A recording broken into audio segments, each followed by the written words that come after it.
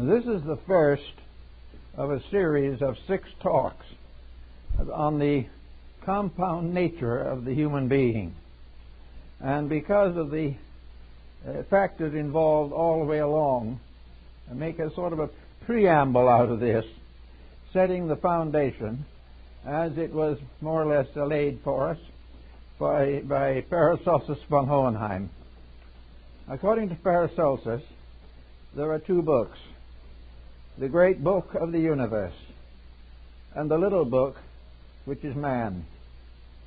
To Paracelsus and many other physicians of that early period, the human body was the most available text for the whole world, for all the things that happen everywhere, anytime. Because somewhere within the microcosm, which is man, all the processes of the macrocosm are unfolded. George Gallup, the man who did the Gallup poll and was a great assembler of information, said that to him it was utterly inconceivable that the amount of information in the human body is available to measure every other mystery of the universe. We have lived with this body to find it mostly creaky and a little uncertain, and do not realize the tremendous scope of wonders that are taught by the body to help us to chart the universe and all of its processes. It was, of course, Paracelsus who declared that there were 3 parts to the human body, as there are 3 parts to the world. There is the spiritual part, the invisible causal nature. There is the lower part, the body. The physical form, which also exists, is to be out and be found throughout nature. And between these 2, the man and the space, there is a middle distance, which has been called the mind or the reasoning faculty. So man is spirit, mind, soul, and body. The universe is spirit, mind, soul, and body. And these departments or divisions were the basis of most ancient reasoning and reckoning. But there's an interesting point here that I don't think anyone is making. I've never seen it made, and I've never seen any real definite effort to understand it in the large and important terms with which it can be involved. Actually, there are 2 functions in man that we have to consider: thought and memory. The individual is the thinker who remembers. Now, this is very ordinary and sounds very simple, but it is the source of infinite confusion. The thinker is an entirely different function of the compound human being from the digester or memorizer. All memorized facts are static. All facts which arise from the direct observation of realities are, we say, active. Now, the development of the memory has to a great degree burdened mankind from the beginning of time. We are depending more and more upon what we remember and less about the original thinking of which we are capable. The thinking is an active process. Whatever is thought may be later recorded and put on paper or on a cylinder or stored away in the memory. Memory is a storehouse, but it is very little use unless there's something to store in it. And this has been where the weakness has been in our modern thinking. When we go back to the ancients, when the life was comparatively simple and carvings on the walls of caves was about all the records we had, the factor of thought was much more dynamic than it is today, because the native of that time had no memories to fall back upon. There was no previous history of the world in which he lived. There was no previous account of the adventures of others like himself, because he had no record and no written form to tell him what to do in an emergency. He was gradually forced to a very positive position. He had to think. He had to try to find the answers for himself by himself. He had to try to figure out what to do when the cave bear attacked him. He had to find out what to do when he was stricken with an ailment or suffered from an accident. These things could not be taken out of books. He could not consult a physician. He knew no way to function except through his own personal initiative. He had however, one factor in his favor. He was capable of an intimate and immediate religious reaction. Not knowing what to do and where to find help, he called upon the deities, or upon the spirits, or upon the mysteries of the air to give him advice. And out of this we have the seers and the sibyls, those who sought to lead the individual in ways of thoughtfulness before the individual was really doing any basic thoughtfulness for himself. Therefore we have thought, which is the process of examination, and we have memory. Now if we apply this to the human body, we will find that the thought is still working in the laboratory, and the memory is in hundreds of volumes of recorded research. Now these hundreds of volumes sound very, very important. But one of the things we have discovered in the course of time is that all these volumes put together do not give us the immediate answers that we want for the problems of daily living.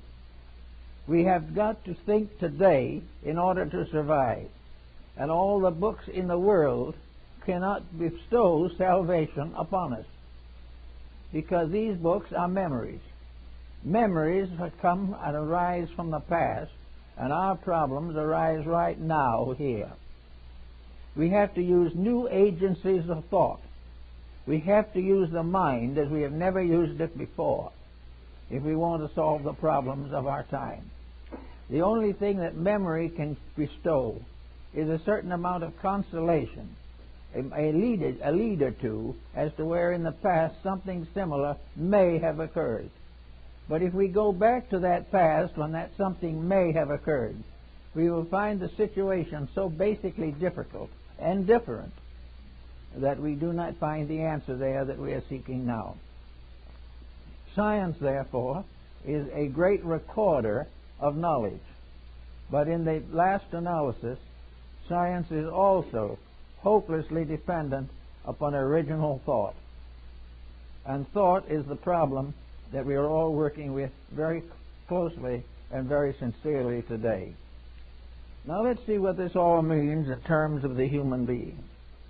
We know the individual, everyone living in this world, has the capacity to think. And to think is to give an expression to a basic mental principle within ourselves. This basic mental principle is not infallible. It does not mean that we can forget everything else simply by thinking, but it means that this mental faculty is indispensable in an effort to understand the physical phenomena of life. It cannot solve problems beyond itself, but it is very necessary to achieve the immediate information we need for daily living. So we try to figure out how we shall do some original thinking. Now, original thinking means that we have to have a disciplined mind. It cannot drift around in the vagaries of uncertainty. We cannot have a mind laden with superstition and expect it to serve us in time of emergency. There is tremendous importance, therefore, in mental training, the mental organization, and the preparation through education of the mind for the responsibilities of personal decision.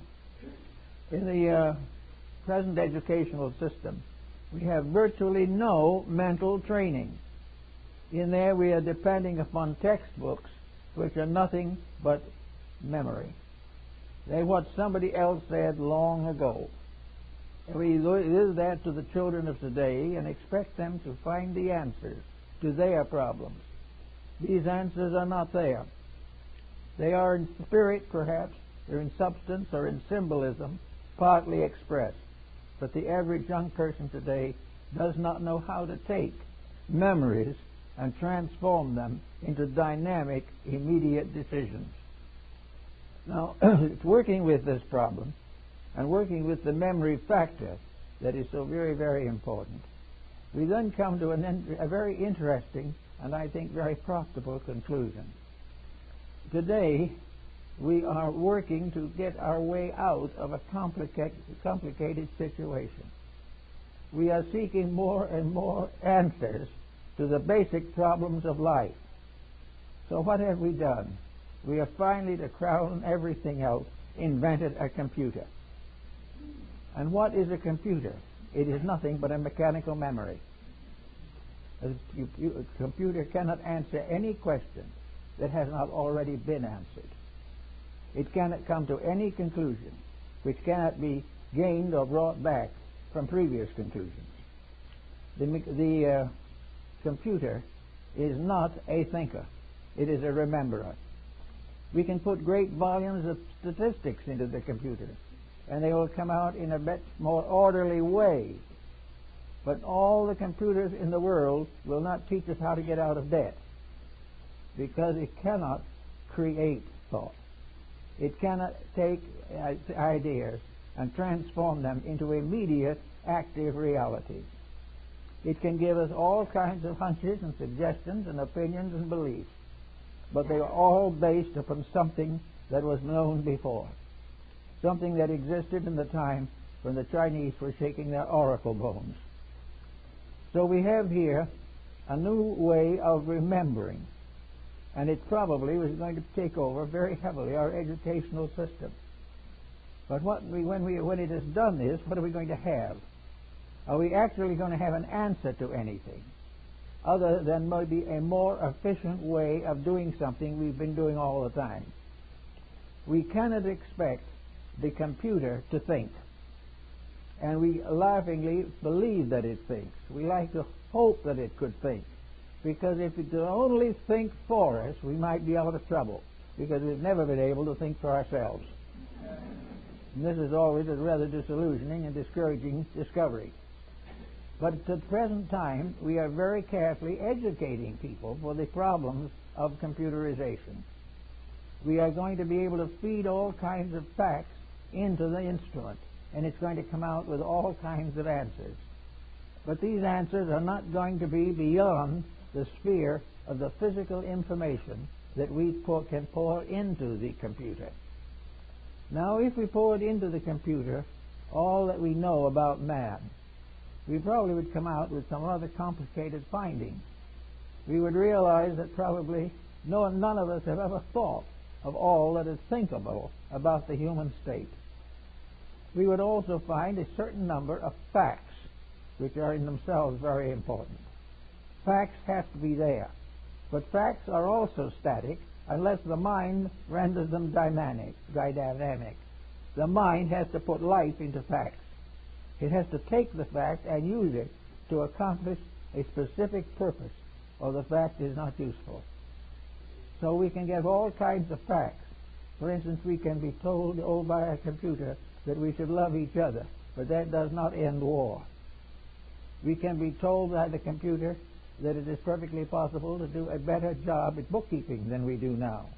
This can be accepted and will prove to be true.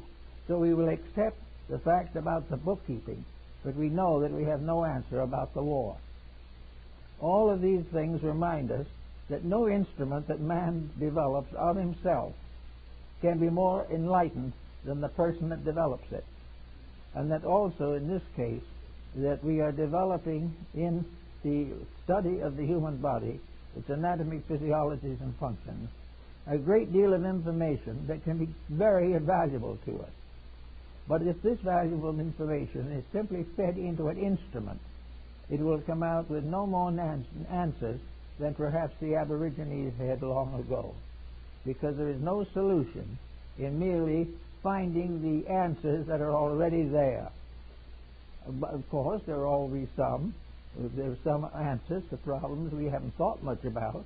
We might get some secondary information, but the primary problem of where we're going from here has to be mastered by the mystery of the mind itself, and not by any form of computerization or the regimentation of knowledge in retrospect or in anticipation. We are therefore right now on the problem of looking at the human body as it was looked at by those long ago. There was a time when our actual information was very limited. Therefore, all knowledge had to be from experience. The individual in a little tribe of a half a dozen natives somewhere in the valley of the Rhone had to live the best he could in a cave with a stone axe. Everything that happened to him was very real, very definite, and very consecutive. He did not know how to solve these problems, but it gradually dawned upon him that there had to be an answer. And the first answers that he thought of were religious. He thought that somewhere there was a spirit or a God or a soul or something that was available to him in a great emergency. And he was in a great emergency all the time, so that he had to constantly beseech this power, whatever it was, and however it worked, to help him. Now, he didn't know at that time, however, of what you might say is positive thinking.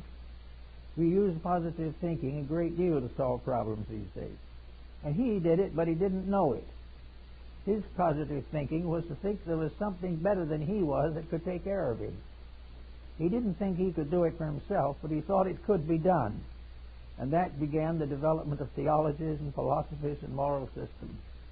They were all part of man's desperate determination to answer the hurt that he had today. He could remember the hurts of yesterday and what caused them. That might prevent him from repeating the hurt. But in the history of civilization, the repetitions of hurt have seldom if ever been identical.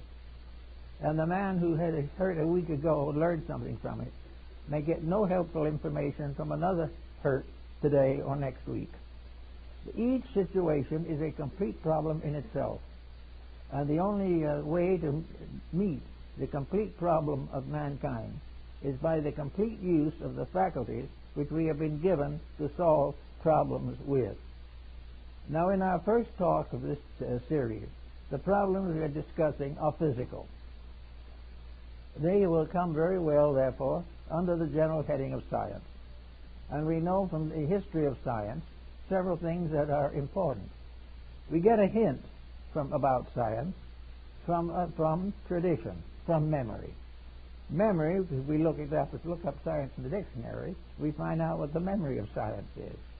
And we find out what it was supposed to do, how it was supposed to do it, and what its best conclusions were.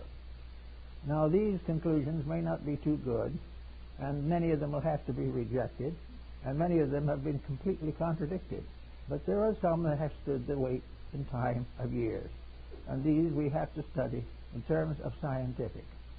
But the moment we come to a scientific problem, then we have to turn it over to the mind, because no scientific problem is completely solved.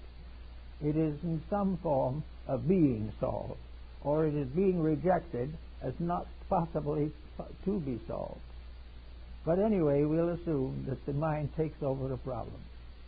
Now, it can then immediately look it up in the best book on the subject, and will then find the memory of that problem. It will find the memory of the Spanish Inquisition.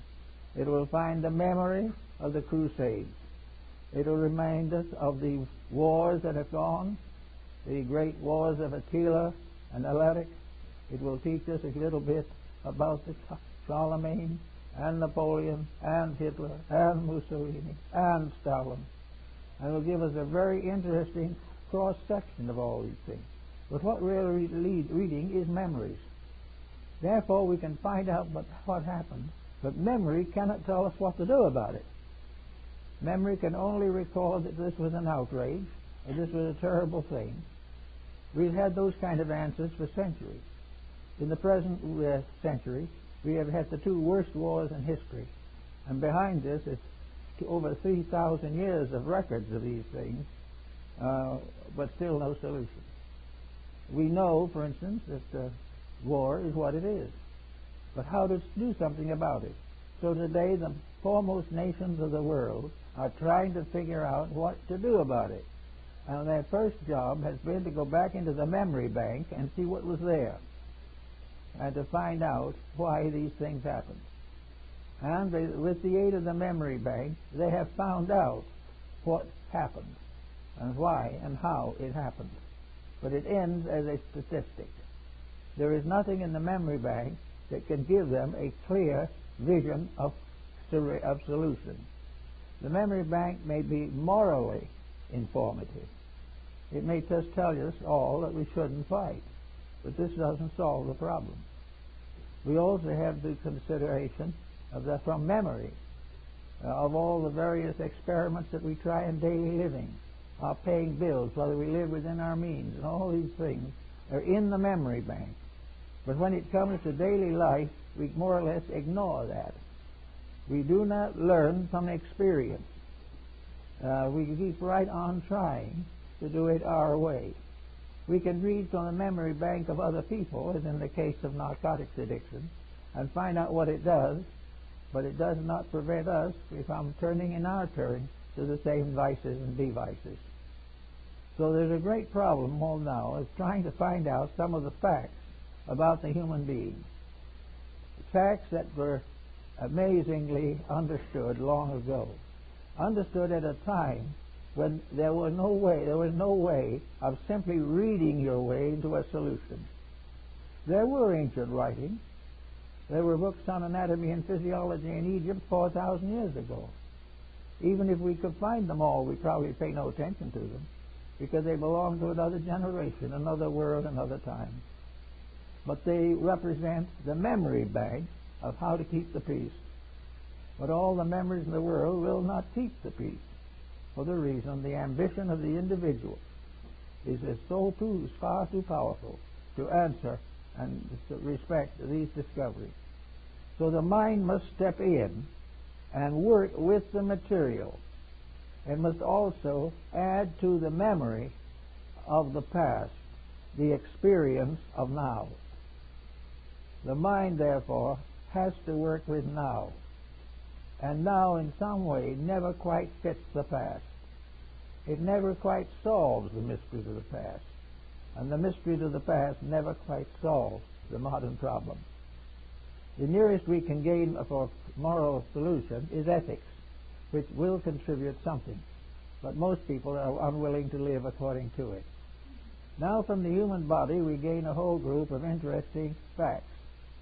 As I said, Paracelsus says that there are three parts to the mystery of man. Man as a causal, spiritual being, man as an intellectual individual, and man as a physical body. These three correspond to the three worlds recognized by ancient antiquity: heaven, earth, and hell. And the Rosicrucian author Flood made a very good study of this particular point. He shows that for the comparison that the skull seated upon the anchor bridge of the neck represents in this point the intellectual center. The physical center is in the physical body. It surrounds the heart and the most vital organs. The combination or union of the two is corresponding with the development of the autonomic nervous system and the upper part of the body.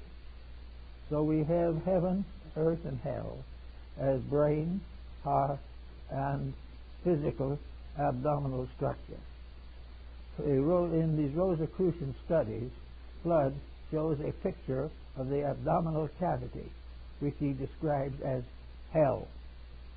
And maybe that is the reason why so many individuals have considered our food projects and our food habits to be one of the greatest enemies that we have. The individual dies first in the abdominal cavity by the misuse of its function and by the abuse of its principles. The problem of taking care of that, however, is largely a problem of justice. The individual will find out gradually that nothing he ignores will do him any good. He cannot think himself out of an action and get anywhere. He cannot forget something he doesn't want to remember and come through in perfect condition. He must recognize that the human body has its requirements. And these requirements on their own plane are the same as the requirements of a nation, of the planet, and of the solar system. Everything that is needed for man is needed also in some form or condition for the whole of the universe, all the way to the ultimate causation. We live in a world, therefore, in which all problems break down into one grand problem. And unless we approach the one grand problem, we cannot get too far with any part of it. Now with man, the governors of man are the mind and the emotions and the physical body. And these three have their private tyrannies and are the causes of most of the problems that we face. These same causes in a nation produce war, bankruptcy, sedition, if abused. These three qualities in the world result in the great natural astronomical phenomena, everything from sunspots to comets. Everything is tied together with one great pattern of ethics, integrity, and values. Now, in many of these mysteries, we have only analogy to help us. We never get close enough to the problem to know exactly what it is. But we can get close enough to realize that wherever there is a problem, something is wrong. And if in our lives we have problems, that something that is wrong is ourselves. We have tried every way possible to push the problem onto someone else. We have tried to blame others for every mistake we make, but we are the ones that suffer. And there is no solution to any of these problems unless we approach the whole subject more or less scientifically. We've got to approach it on the basis of a firm statement of self-responsibility and acceptance. We also have to realize that we cannot depend upon memory for the information that we need. Take, for example, the child goes to school, graduates, and goes into the world. And at this time particularly, any information that he learned when he was 8 or 9 years old in school is liable to be completely wiped out by the time he is 16 or 18 years old. The rules he learned are obsolete before he memorizes them. The situations he thought he was fitting himself to meet no longer exist. The man who spent many years getting a career so that he could become a broker, when he finds there's so many brokers he can't get a job. All of these things represent an effort to just memorize your way into some kind of security. It can't be done. Today, memory is very, very incomplete and imperfect. The only way where memory is valuable is on the level of morality. But having no longer a security in memory, there's only one thing left to do: think. The individual has got to become capable of self-determinism. He's got to be capable of living his own life. If that is the only way he can manage the universe that is under his own skin. The ancients all realized that if the population of the world were all heaped together, they would not begin to compare with the forms of life that are within the body of one human being. In other words, we would not be able to divide sufficiently. We would realize that perhaps a thumb has a greater population than a planet. Tiny, insignificant forms of life that do not last for a breath come by the millions, by the billions. And they all have their parts to play. They are all a part of a great system, a great population, over which the individual as a selfhood is a god, a divine being, administering an empire of hundreds of billions of separate living things. Therefore, if he realizes this to a slight degree, he can become a tyrant. But very few people have reached that degree of understanding in which tyranny is possible. They rather remain ignorant and not knowing any part of it, ignore it all. But we know, for instance, that just as a country will fall apart with bad leadership, our health will fall apart by the bad habits. We realize that we can be tyrants, we can become crazy monarchs like the past, we can kill off our subjects, we can impoverish them, we can deprive the people of our inner kingdom of the food they need, of the protection they require, of the management they also must have. In other words, we can take from this little thing which we call the human body a grand pattern of the whole world and all the things that are involved in it. And we know that health today tells us that unless we use certain reasonable care, we will be a bad ruler. Now the world is useless and knows about all bad rulers. It knows about Genghis Khan. It knows about the conquest of Alexander and Napoleon. It knows all kinds of things about selfish people who have destroyed their empires, corrupted their world, and tortured their population. But do we realize that we may be one of them? Only that we don't know what we are doing any more than the despot really knows, because we have allowed our selfishness or our ignorance or our antagonism to destroy the very life of our own bodies, to destroy millions of cells, destroy hundreds of functions simply by a temper fit. If we keep on this way long enough, we'll be in the same way as nations on earth. It will all end in revolutions. We are getting over a revolution in China. We're getting over a revolution in India. Also a revolution in all other nations of the world. We have revolutions on every hand. And most of all, we have dyspepsia, which is one of the worst of our private revolutions. We have dyspepsia because we are tyrants, because we pay no attention to the population of our own private world. To find out and understand this, then, begins the problem that we find in all philosophical systems. First of all, get a good government. And a good government means a proper rulership over this little world that we live in. This little world, which to our visual faculties is very tiny, but in its true substance and essence may be real vast and multiform than the galaxy. But if we must be rulers, we should be good rulers. If we are not good rulers, we are tyrants. And if we are tyrants, we destroy our own kingdom. All this is what the people like Agrippa and Paracelsus and Davy all taught and believed. The beginning of a good world situation is an individual who learns to govern little things, and who is made a righteous governor over little things shall be given rulership over greater things. The Bible tells us definitely that we must begin our rulership over little things, and that those little things include mostly our own habits.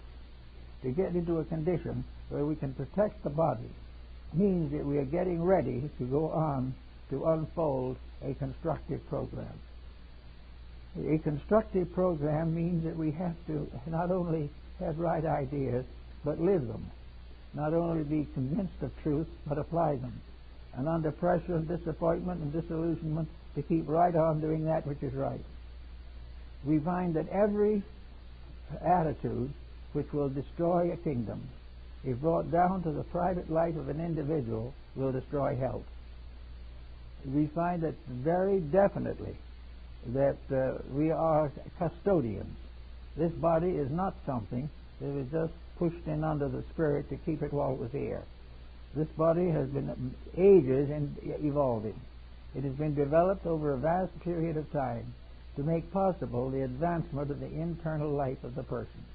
The body does not live for itself any more than humanity on the face of the earth lives for itself. They're all part of something bigger, something greater, and something more important. And it is the recognition of the concatenation of greatness that we should all be working with every day. If we take these different problems that we have, we will find that just as tyrants are selfish and destroy their people, so individuals are selfish and destroy their health. That wherever tyranny comes in, and in some cases tyranny is gratification of undisciplined habits. We may find that the individual will not break habits which will destroy him, so he is destroyed and they blame someone else. And when this happens on a larger scale, we call it Alexander the Great. We really always are thinking of great people who make mistakes. But in this little mystery of ourselves, which is a very small but tremendously powerful one, this little mistake is something that can take away the health and endurance of billions of living entities within our own body. All this is something that we do when we study human alchemy and chemistry. We have to begin by a profound respect for the economy that makes possible the creature that we are. So we get away from the belief which we have in so many things.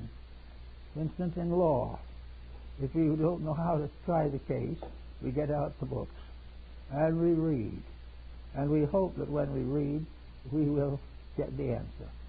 When the individual is sick, we make an examination. But the examination is read according to the experiences of the past. When we prescribe a drug, it is based upon some preparation which we have found in the catalog of drugs and hope to God it's the right one. And it is the same in politics. When we elect a politician, we go to the Romans or we go to the Greeks or even the Chinese to find out just how it should be done. And we get generally a government of theory and lack of practice.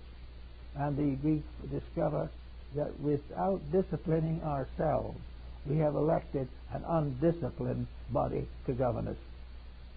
So that all the way along, every time an emergency arises, it is a determined fact that we have to be prepared for it. Now, how do we prepare ourselves for these facts? First of all, we must prepare by a series of moral lessons. When we elect someone to public office, we hope we will get the individual who is best qualified. When we try to make decisions of our own, we hope that we are in a condition to make a just and intelligent decision, which may or may not be true, usually is not. So we have to prepare ourselves for responsibility. It has been talked about the importance of having a university for the education of diplomats and those in heavy political positions, that they should be trained particularly for that. Well, you can say the same thing. The entity that lives in our body should have the proper administration, and it should have the watchful care of enlightened electors who know exactly what they are doing and are doing that which is best for all concerned. The experiences which we now recognize, as coming partly at least through memory, have their value, but they are only nudging us to go and trying to get us to go on to something better, something more useful, something more wise. We may take an example from one of these, but we can't leave it there. We have to go on. Now we're going to try to go on into the next century. And we're going to try to take this human body probably for as many more years as possible. Those in younger years have a good chance of a reasonable length of future, unless they destroy themselves. A country has a good chance for future, unless its government destroys it. In all cases, wherever there is imbalance, wherever there is lack of ethics, sickness begins, political, psychological, physical. So we have to watch constantly, or we will not even survive long enough to make the corrections we'd like to make. So we're going now into the study of this body to find out a little more about it, a little more about how it works and why it works. And we have a body which is a kingdom, or an empire, or a republic, or a commonwealth, and can even become a communistic state. All of these things are possible, and Plato reminds us that all of them are equally meritorious if they are administered with intelligent justice. There is no bad form of government. There is only a misuse of governmental power. Therefore, no matter what the form may be, it will work if it is honest. No matter how gorgeous and elegant and modern and up-to-date it is, it will not work if it is dishonest. So we start with those kind of problems, and we say these all are applicable to health. They're applicable to the problems that come to us in our daily living. They have to do with our gradual and intelligent control of our own functions. It was one of the ancients who gave us the law of the 24-inch rule. The rule of three division of a day. A day of 24 hours divided into three sections of 8 hours each. This was the measure of the work of the individual. And these are 8 hours for work, 8 hours for repose, and 8 hours for self-improvement. The individual should set aside his problems in such a way that each of the divisions of his day contributes to his wisdom, his happiness, his security, and his health. If he breaks any of these rules, he is breaking the basic path. He is breaking the foundation of enlightened government. He is breaking the rules of the world in which he lives. Now, these are 24 hours of each day. What are we doing with them now? Well, if we're employed, we're working at something we probably do not greatly enjoy. Maybe we enjoy it a little. And then we go home from that to the next 8 hours, and the chances are that most of those will be spent in front of a television, which itself is not particularly enjoyable. And the other 8 hours will be one thing or another, trying to sleep, trying to get something else done, attempting to go on with other activities, or simply giving up in despair. Maybe doing a little physical exercise just to keep it up. So we have to start in to put a regulation into everything in order that we produce a body capable of giving intelligent commands itself. The government is like the British Parliament.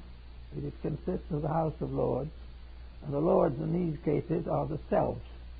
Your Lord in the government is what you like, what you believe in, what you intend to do anyway. It represents the authority that you have because you are the person in the body. The House of Commons is the body itself. And in most of the old kingdoms, the Commons ruled, although not always. The House of Commons means representation by the whole. In other words, in the human body, the House of Commons is composed of every living cell in that body. The House of Lords is the part that has to do with the body what it pleases. But the Commons is the house that has the right to be protected from all abuse by the overlords. If the overlords abuse this body, it will be sick. If they refuse to contribute to the well-being of a community, the community is sick. So a beginning of our understanding is to recognize the physical body as a political empire, as a moral world, as a religious sphere, as a chemical and physical body. All these different things are in the body. And to have a healthy body, you've got to keep the rules. Whenever a tyrant rules the body, we have dissipation and death. Where a fanatic rules the body, we may have all kinds of tortures and starvation, privation, and self-sacrifice, but too much. Wherever economics guards the body, we'll be in trouble all the time. Where if we go on to some particular profession, we go into law, then that guards and controls the body. Everything we do, we use parts of the physical body's resources to do it. And wherever these resources are abused, we have terrible trouble. Because finally, there's something else that we have not yet much considered. And that is that we'll get in our discussions later, but I'll bring it in just for a moment. beyond the body and beyond what it has to do and beyond the controls which it exercises, behind and beyond the mind and the memory, is an infinite integrity which cannot be compromised. It will go on forever. When we break the laws of that, then we are in definite danger. And we break the laws of the greater when we break the laws of the lesser. For these laws operate in every human body, in the stomach, in the spleen. They relate to every phase we have. But behind all of the others phases is the immutability of the simple fact that it must be right or it is wrong. That there can be no compromise between integrity and self-indulgence. There can be no substitute for the recognition that right is right. Now it sounds, of course, as though right might be terrible that way.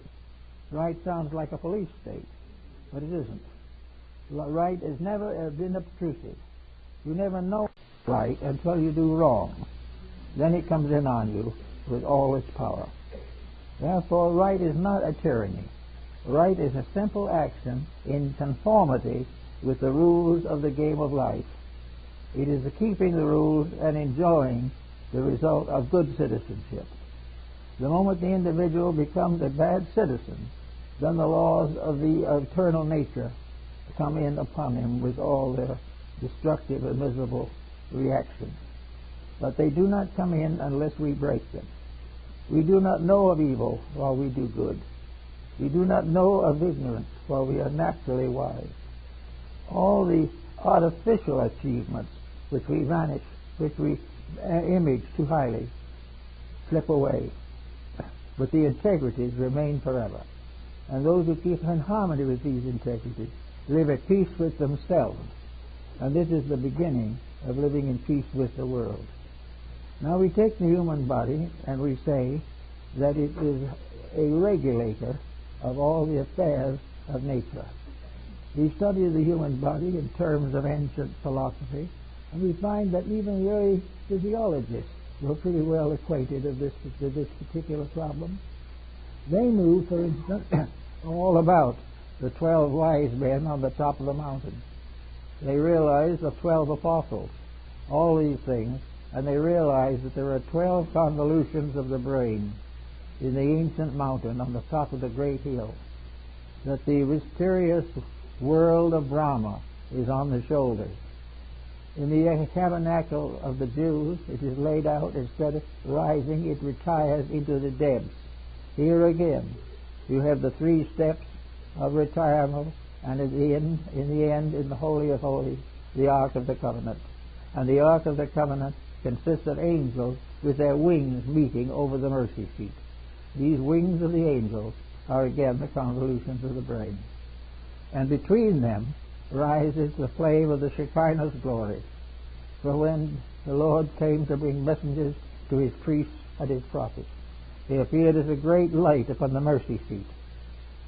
The mercy seat is the 3rd ventricle of the brain.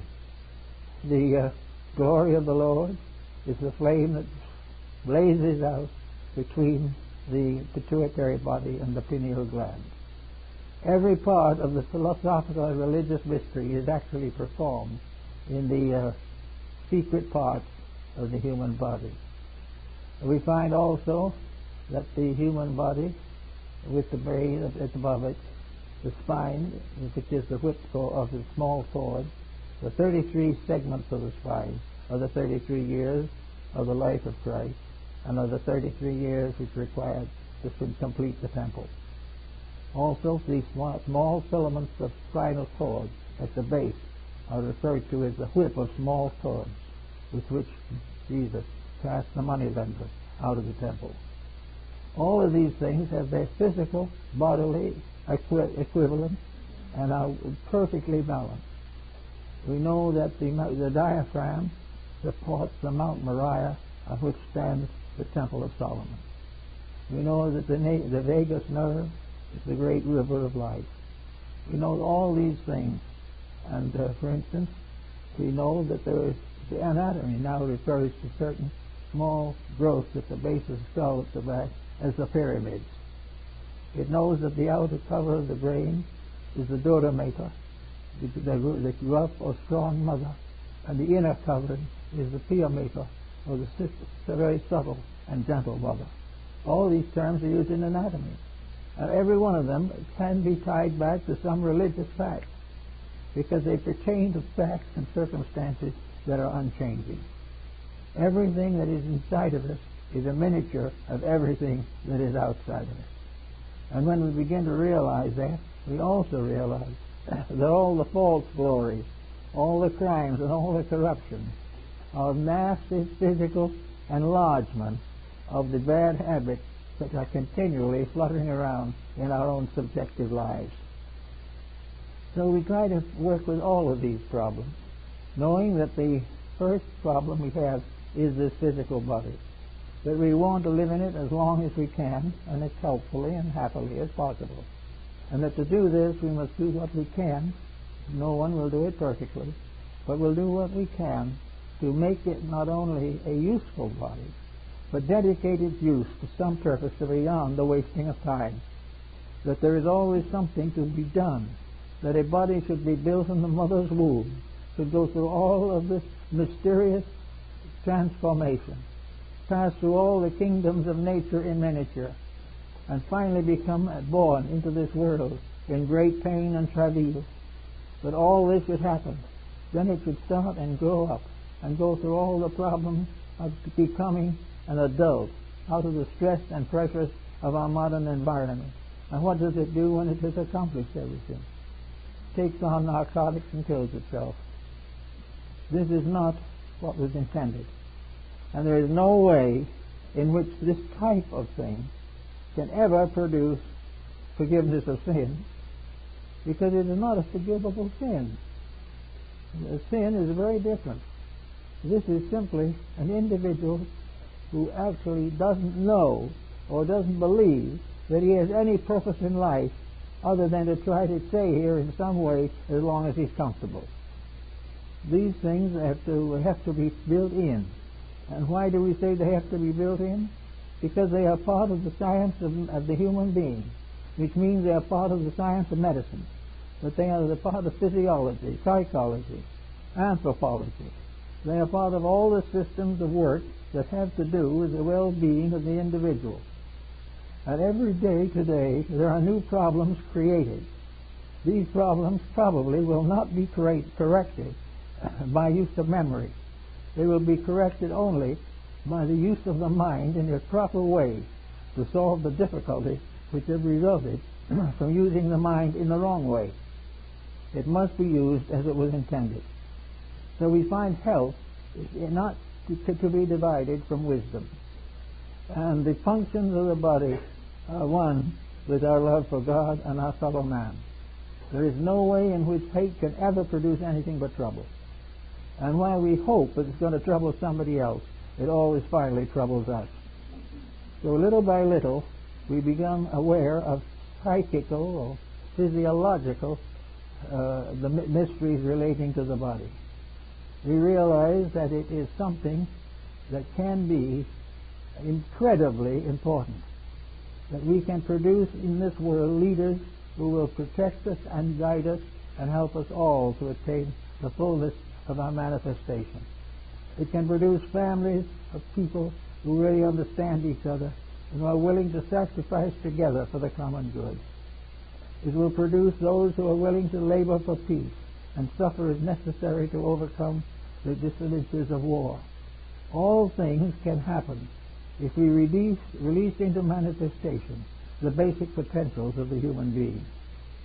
And to do this, we have to realize that we are constantly being injured in even the simplest things we want to do right. It isn't always possible for us to know what is right. We can only know what we are told unless we do some thinking. If we are willing to hope that somebody who claims to be an authority can speak for us, then we have to take the chances. It's exactly like the probabilities of finding a good bookkeeper or a good doctor. All these things have to be either done by ourselves or else they have to be delegated. And if they are delegated, we have to expect a certain amount of imperfection or incompletion. Ultimately, everyone must lead his own life into the good world we all hope for. In the meantime, however, it is necessary to recognize the basic facts of life. I had a letter not long ago from someone who is trying to improve by the use of new and religious ideals now current, and wants to know if certain groups are legitimate and certain groups are telling the truth, and if it's all well in the religious world. Well, it's practically impossible to answer questions of that nature. No one knows really how good anything is except the person who creates it.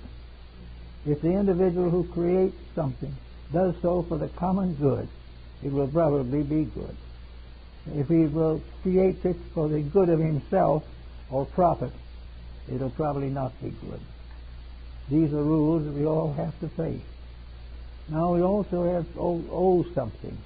We owe something to the earth beneath our feet to help this body. We owe something to all the kingdoms of nature that give us food and give us health at all times. We owe something to all the different levels of society which give us protection or give us opportunities. We owe a great deal to those who help us to achieve a good education or develop good habits. Everywhere we owe a lot to life, and that means that we have that debt that must always be paid. If we accept life and do not pay the debt, we will reap death. This is all part of the physical world. It is a world that you can study geographically with its mountains and its streams, its lakes and its valleys. It is also the psychological globe or world, which we can say is made up of moods, feelings, beliefs, attitudes, customs. All these things are part of a social or civilized world government or world life. Each of these things has to be given consideration, and we could hope sincerely that each individual who really wants to improve will give some thought and some effort to correcting the imperfections of his own nature. Not because we want to hurt him or worry him or we want to torture him, but simply we want to save him from the inevitable suffering that comes from willfulness or ignorance. We have now better knowledge of many things than we had before, but we also have developed a strange and almost uncontrollable abandon economically and socially. We live only to spend, and in order to do this we must steal. And if we take the other man's money, it's exactly like taking his food. For if it is his life and its only support and only security, we have no right to make this impossible to him. The human body has to be at peace. Now, where does the human body most often get sick? Well, I have been told, in fact my old friend Evangeline Adams, the astrologist, told me once, that sickness and death always begin with the intestines. That nearly everything that destroys us is some kind of an indigestion. It can be a religious indigestion that makes us a fanatic. It can be a social indignation or indigestion that makes us antisocial. It can be almost anything, but it is something that has to do with a digestion and assimilation. It means that we've taken in something that cannot be properly handled by the body, that we are not giving the body its due care and attention, that if we do not take care of it, it will start to disintegrate, and when it wants to go, it will make the intestinal tract a living hell while we're still in this world. It can be a very serious and terrible thing. So we have to prepare. Now, if we want to keep out of hell morally, according to our friends the theologians, we've got to keep the good word. And if we want to stay out of the hell of intestinal disintegration, we've got to watch what we eat, how we eat, and when. We also must always realize that all food must be taken with a gentle spirit. No one should eat when he's angry, eat when he's upset, eat when he is not hungry, or these kind of things. But he should so live that about 3 times a day or thereabouts he will be happy enough to eat normally. If he does that, he will probably have a pretty good digestive system. But everything we do goes right back to an analogy or a simile in the body itself. We find that we are also composed of creatures that have reaction to what we eat. Now, it should never be forgotten that every food element has a dispositional factor. To a certain measure, we are what we eat. Not entirely, but all forms of food have moral and psychological reactions. And many an individual who thinks he's dying of a bad psychosis is simply dying of frustrated indigestion. All the different things that we have to do are very simple. Now, the ancients pointed out that the more money we have and the more luxurious we are, the more likely we are to be sick. Because the moment we become luxury-loving, we are in serious trouble. And a man went to a Greek philosopher and said, "Master, if I was to damn a man, what could I do that would most destroy him?" The philosopher thought for a couple of minutes. "Well, if you wish to do the worst thing you can to him, tell him you hope that his sons will live luxuriously. Because if so, they will be a disgrace to you for the rest of their lives." So all these things go back to the body. They go back to the physical structure with which we are endowed. They tell us something that we should watch and listen. We cannot solve these problems with stomach pills. We cannot get away from these mistakes. We cannot get away from the dangers of alcoholism. We cannot get over the disabilities of cigarette smoking. We cannot possibly get over narcotic addiction. And we can't get over all forms of rich and indigestible food. These things are destroying not just us. But imagine now that we became infinitely small, and we're located somewhere in the southwest corner of the liver. It's a funny place to be, but it'll do for the moment. Being in the place of the liver, and being a 1/1,000,000th of an inch in diameter. And we are there, and this is our homeland. This is the land for which our fathers died, this little piece in the corner of the liver.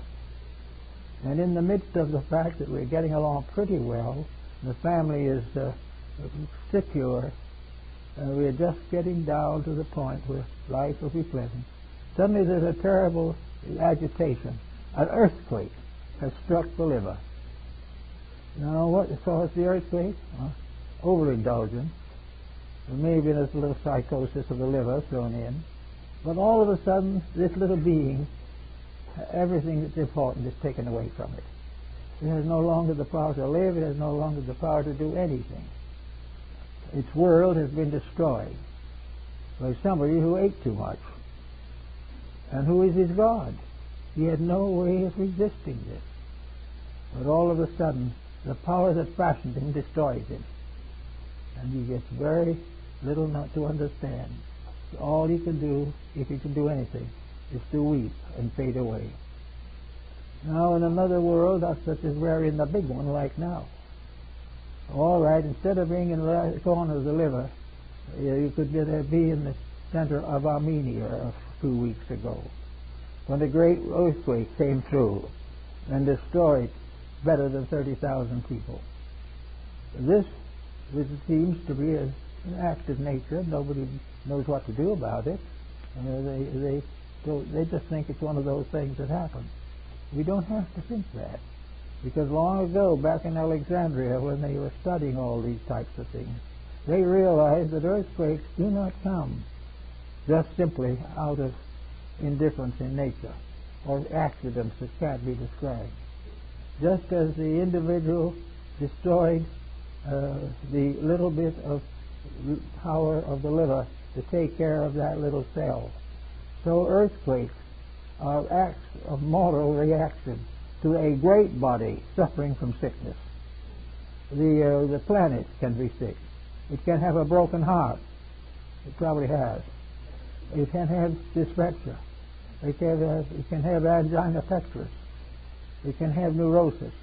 It can become completely involved in some mysterious psychic stress pattern. It can become mentally disturbed, emotionally disturbed.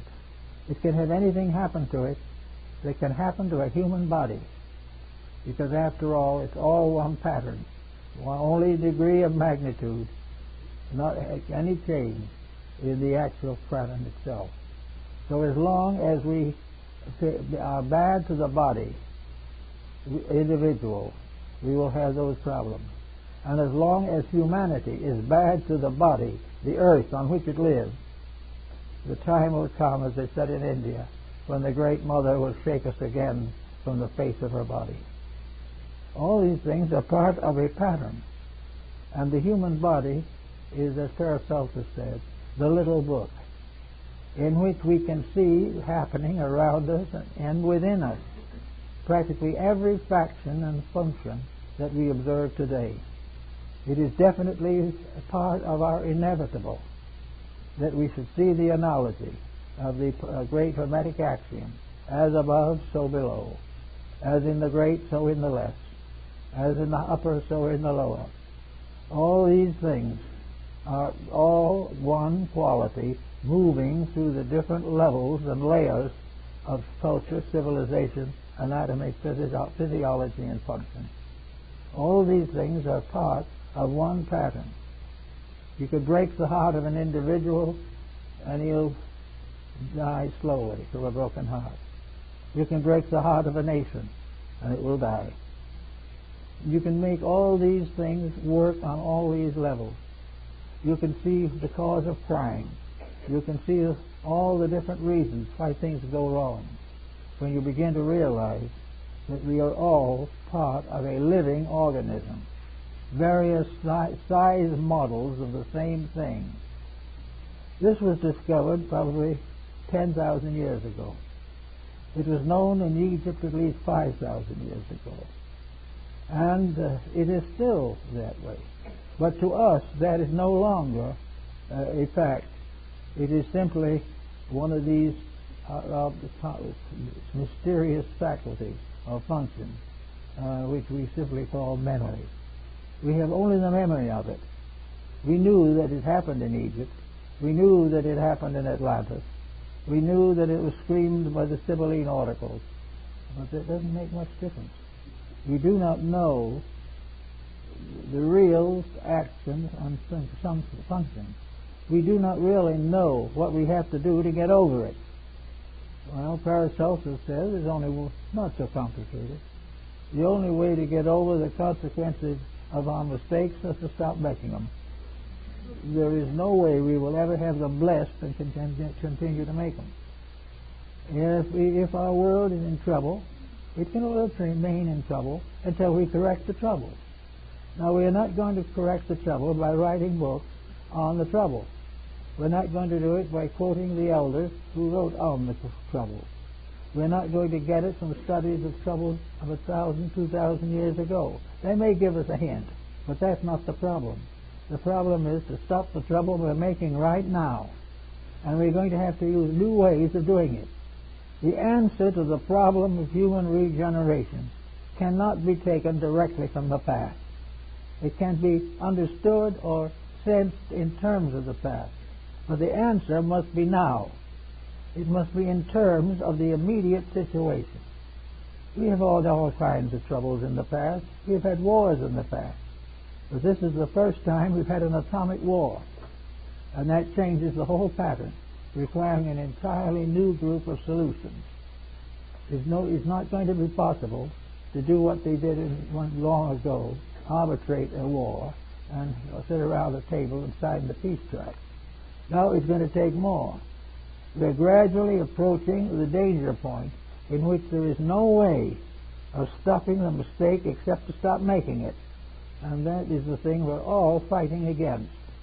We're fighting against the curbing of our luxuries, our expenditures, our jealousies, our affections, or our hatreds. We want them to be all left alone so that we can do as we like. Every nation that has done it that way has died. But the fact that it died doesn't mean that we could save ours simply by copying the laws of the other one. There is a separate factor every time, because there is an evolutionary movement here. Things are moving. Therefore, all solutions must be moving solutions. They cannot be based upon some static point 2,000 or 3,000 years ago. They have to be used in a new way. We can take the morality, we can take the ethics, we can take everything that is useful out of the past. But in each case, there must be a positive, immediate action of our own to take care of the situation. We must make a move that no man has ever done before if we are to solve a problem that no man has ever faced before. All this causes us to find it very interesting, useful, and important to study the human body, to realize what it is composed of, and to realize that we have here a living model of the greater world, a living model that challenges us, a model that gives each of us an examination every term in school paper, a model that answers our questions and tells us the truth whether we want to hear it or not. The body then becomes man's most immediate agent for improvement, for the resolution of problems.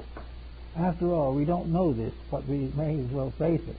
The physical problems, after all, are really the easiest to solve. We have much more that goes beyond the physical. This is just the first step. But if we get this first step right, the further inspiration of the achievement will help us a long way to the next step. As Gautama Buddha pointed out, the first step to salvation is the most difficult. It is the first step because we do not know where we are going.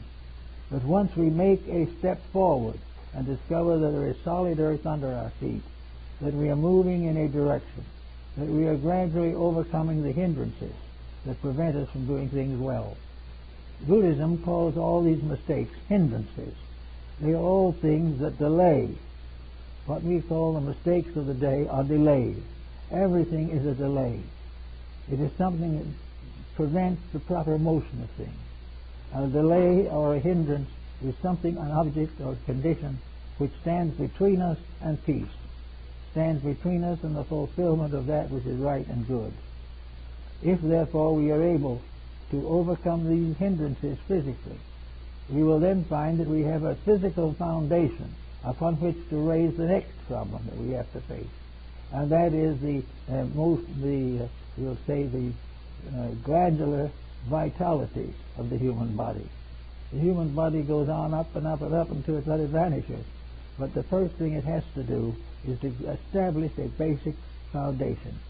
The moment it does that, then it goes into the glandular system, the autonomic nervous system, the cerebrospinal nervous system, into all the organs, and we want to start and work with those at least a little in this series of lectures.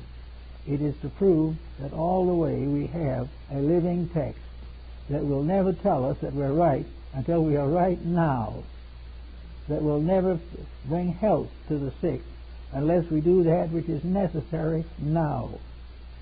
While Nostradamus was medical officer of Salon in France, there was a bad outbreak of diarrhea in the country, and he suggested that it was probably caused by a swamp in the outskirts of the city, which was known to be have a bad smell and to be surrounded by strange insects and creatures. He thinks it should have been drained. He wanted the people to drain the swamp. Well, they appreciated his request. They thought he was the most wonderful man in the world, and that they would take it up with the city council. The city council did nothing. Therefore, Nostradamus took up his little box, got back on his old mule, and rode out of the city. His advice was priceless. They loved him devoutly. But when he asked them to drain the county swamp, no, nothing doing. The swamp had always been there. So when we say to somebody, you have to drain that temper you have, it's getting you in trouble, you lose a friend right on the spot. They know that they need to change, but they don't want to be reminded.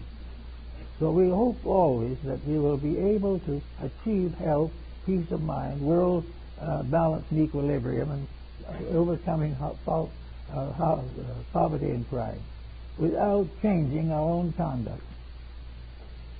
Any physician can tell you that you cannot get over the effects of over-drugging without giving up the drug. And we cannot overcome bad habits until we change the habits. Otherwise, the comfort of being sick from the habits will continue. And we will keep right on until we slip off into that quietude, which will give us some time to thought before we build up another body. But it takes a good many bodies generally to get to the individual to say to himself, it takes me 20, 21 years to get this body functioning. I have to get up and be born. I have to cry. I have to be weaned. I have to gradually go to primary school or kindergarten. I have to go through the experiences of social adjustment with my peers, the other members of school. I have to get over the younger sicknesses. I have to do the teething. I have to do all kinds of things. And finally, I have to get educated enough to get a job.